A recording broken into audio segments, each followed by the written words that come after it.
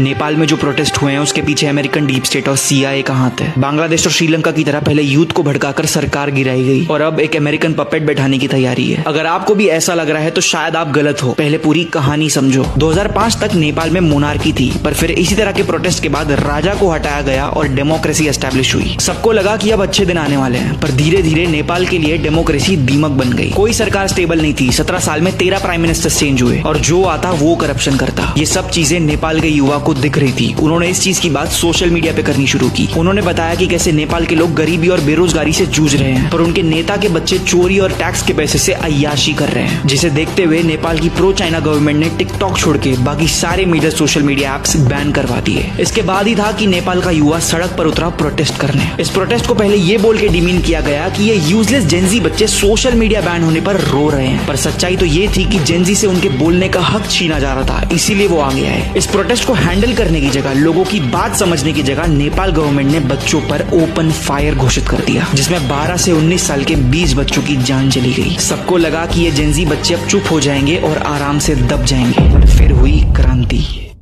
Peaceful protest violent बन गए। एक एक करप्ट नेता के घर जलाए गए। फाइनेंस मिनिस्टर को ऐसी लात मारी गई जैसे वो मोहल्ले में घुसा कोई चोर हो। इसको देखते हुए सोशल मीडिया बैन तो हटा दिया गया, पर अब जेंजी को उन 20 बच्चों का बदला पीएम के रेजिग्नेशन से चाहिए था, और हुआ भी ऐसा ही। होम मिनिस्टर और प्राइम मिनिस्टर ने रेजिग्नेशन दे दिया और नेपाल का युवा करप्ट नेताओं के सामने जीत गया। और इसके बाद कुछ ऐसी चीजें होने लगी जिसको देख के लगा कि ये प्रोटेस्ट हाईजैक हो गया है। सारी मांगे पूरी होने के बाद भी बिल्डिंग्स जलाई जा रही थी। इसको देखते हुए आर्मी ने अल्टीमेटम भी दिया और नेपाल के जेंजी ने एक पोस्टर डाल के ये इन्फिल्ट्रेशन हाईलाइट भी किया। अब वो ताकतें कौन थी किसी को कुछ नहीं पता। चाइना और यूएस दोनों अपनी तरफ से पूरी कोशिश कर रहे हैं नेपाल को हथियारने की, पर आई डोंट थिंक ये चीज नेपाल में पॉसिबल है, क्योंकि इनका युवा इतना जग गया है कि ये किसी भी पपेट सरकार को फिर से गिरा देगा। नेपाल के लोग एक बार के लिए मोनार्की एक्सेप्ट कर भी लेंगे, पर इनकी मोनार्की एक हद तक एंटी इंडिया है। सुदान गुरुंग और बालेंद्र शाखा जैसे लोग जिन्होंने ये प्रोटेस्ट लीड किया, उनका नाम आगे दिया जा रहा है for leadership, but no one can predict कि नेपाल में आगे क्या होगा। इजराइल ने भी कतार पर अटैक कर दिया है। कल ही के दिन रशिया ने पोलैंड पर यूक्रेन को वेपन्स देने के लिए अटैक कर दिया। 2025 का दूसरा हिंसक फेज अब शुरू हो गया है, जिसका मतलब है कि आगे आने वाले दिनों में बहुत